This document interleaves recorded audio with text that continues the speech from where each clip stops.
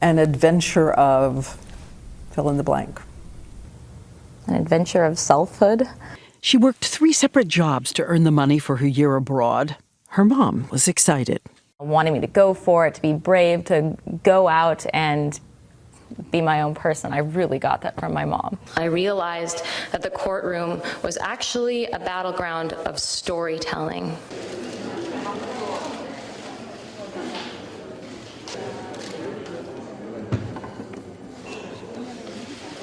Operatori si consentirà per non vediamo nulla, per favore. Abbiamo fumato un spinello insieme. Quello che abbiamo fatto è che dopo che questo è successo ho detto dai cerchiamo qualche straccio, qualcosa, e lui non ha avuto questo, no, come si dice? Lo spazzolone?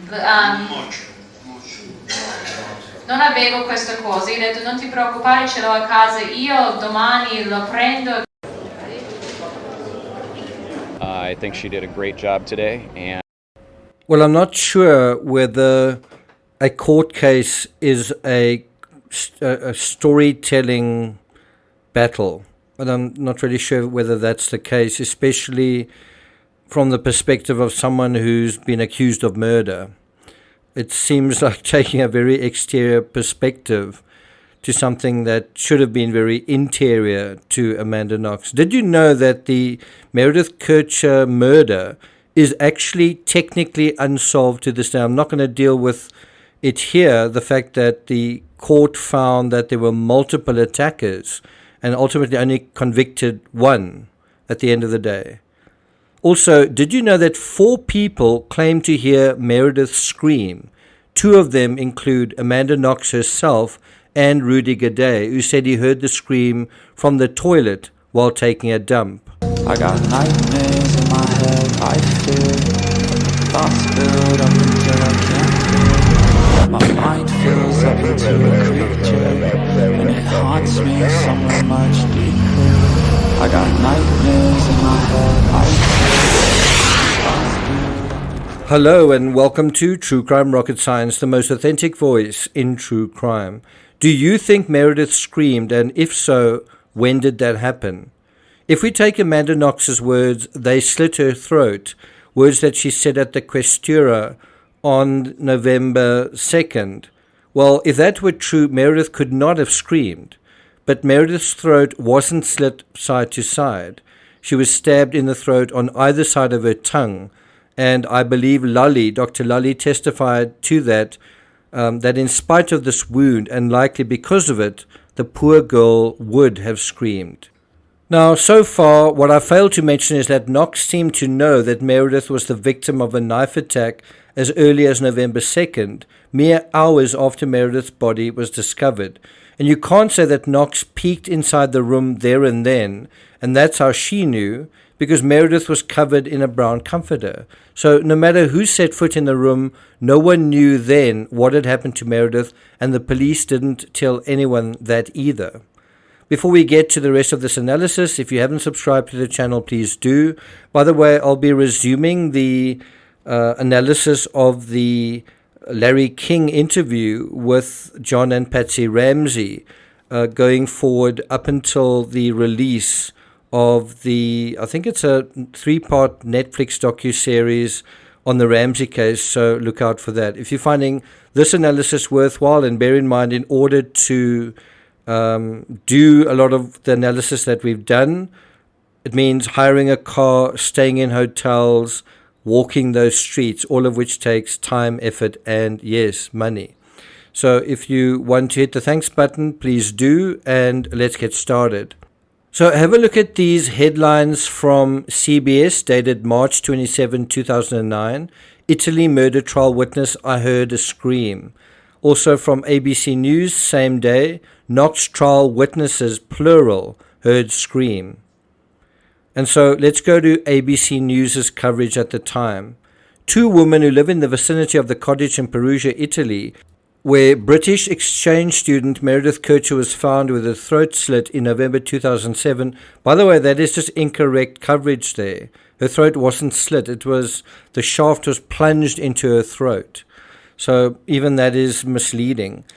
And that was in November 2007. They testified in court today that they heard a scream come from the house that night. Now, we've been to the house. You can actually see that there are no houses around the villa on either side, which is important. And also, if you go to the other side across the road, the apartments sort of rise almost like a cliff around it.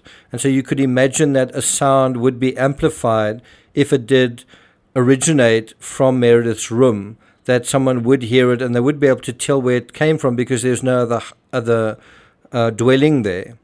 Mara Capezzali, an elderly woman who lived across a parking lot from the house, also that parking lot means that there's nothing that's going to interrupt the sound traveling. There's not trees or anything else. She said that at about 11:30 p.m. on November 1st, 2007, she woke up in her home, and while walking to the bathroom, she heard a woman scream. So it wasn't like she was sleeping. She was awake and ambulant when she heard that scream. She also said it was not a normal scream. It made my skin crawl, she added. When Capezzali was asked to describe the scream she heard more specifically, she said it was a long scream and she imitated it softly. That does sound like she is being honest, that she really did hear something. The only other place she had heard such a scream, she said, was at the movies. Capezzali looked out her bathroom window but saw nothing. Shortly afterwards, she said she heard people running, at least two people in opposite directions, almost simultaneously. Now, this also seems to confirm this notion of multiple attackers, doesn't it? She said, I heard someone running on the metal stairs and someone else on the gravel and leaves in front of the house across the way. Capezzali said. Her testimony supported the prosecution theory that more than one person was at the scene of the crime when Kircher was killed. That is also from the article. So just bear in mind, while the case was running, this is well known.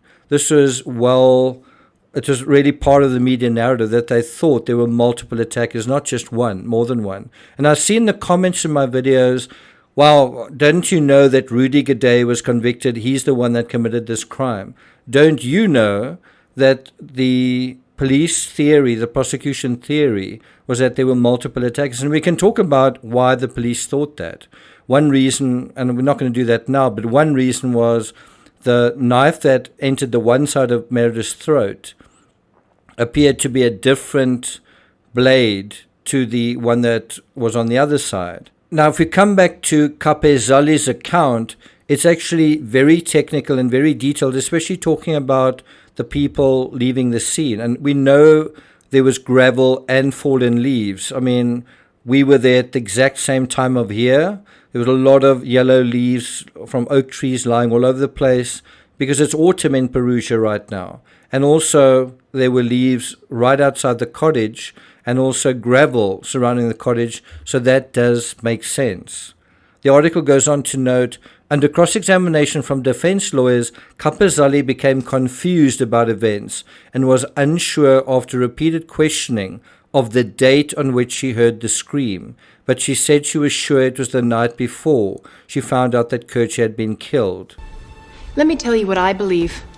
The crime likely happened at or very close to 10 p.m. That's shortly before someone tried to make an unsuccessful online transaction from Meredith's Lloyd's bank account. I believe because it was unsuccessful, Meredith was already dead at that point. Even Dr. Lully, after reconsidering all the evidence, he adjusted his time of death. I don't know if you remember, he initially said he thought it was 11 p.m. He adjusted it to earlier, to a window between 9:30 p.m. and midnight. I also believe Meredith screamed, which would have been close to 10 p.m. But is there any evidence to support this? Right? So basically, Capezzali thought she heard a scream at 11:30. I'm saying, no, I don't think so. I think it was 10 p.m., although Dr. Lully certainly leaves the window open for the scream to happen any time between 9:30 and midnight. And so Capezzali hearing it at 11:30 still falls within that window. But what about my theory? Is there any evidence to support an earlier time of death? Well, still going to ABC News, listen to this. Another witness, a young school teacher from Perugia, also told the court she heard a scream the night of November 1st. Now, she didn't make any mistakes there. She wasn't confused about the date. Anotella Monaccia testified that she awoke sometime after 10 p.m. when she normally goes to bed, to the sound of two people arguing heatedly. Now, again, that theoretically supports this possibility of multiple attackers. Shortly after that, so there was an argument, male and female. Shortly after that, she heard a scream.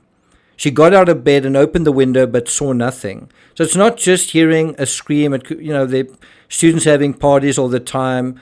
Something about that scream prompted her to get out of bed, open the window, but she didn't see anything. Everything was dark.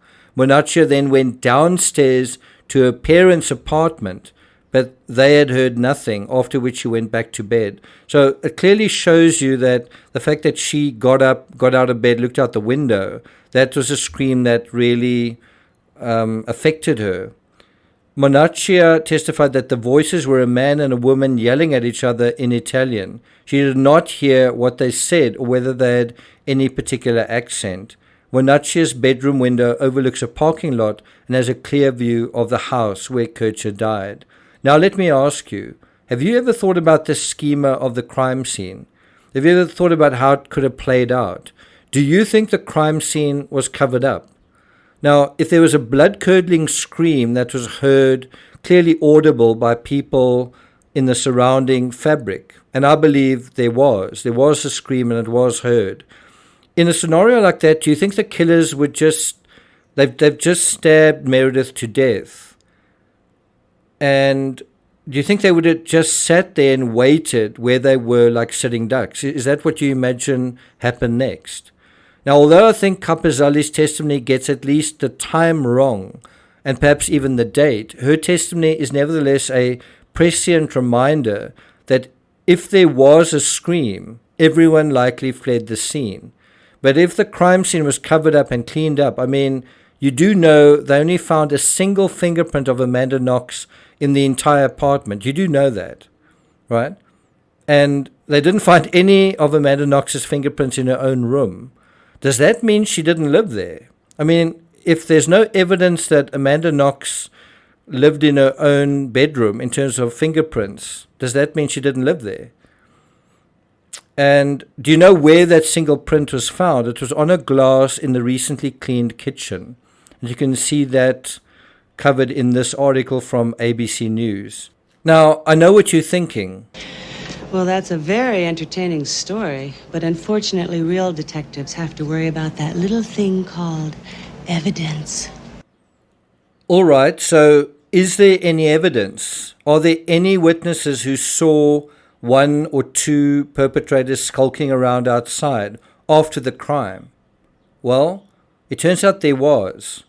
And now, suddenly, the crime scene isn't what you thought it was. Thank you for listening, and I'll see you guys next time.